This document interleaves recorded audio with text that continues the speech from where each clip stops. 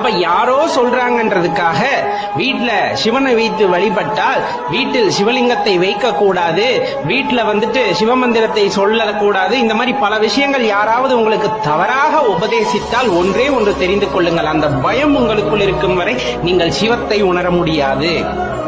சிவத்தை உணர வேண்டும் என்றால் அந்த பயத்தை நீக்கிவிட்டு எல்லாம் எம்பெருமான் என்று சரணடைந்து விட்டீர்கள் என்றால், அந்த பயமானது துளியும் உங்களது மனதில் இல்லை என்றால் முழுமையாக நீங்கள் சிவத்தை சரணடைந்தவராகின்றீர்கள். எங்கும் நீக்கமர நிறைந்திருக்கின்ற சிவம் அப்படிங்கிறது அனைத்திற்கும் மேல், சொல்லப்போன அனைத்திற்கும் மேல் அப்படின்னு நம்ம சொல்லுவோம்.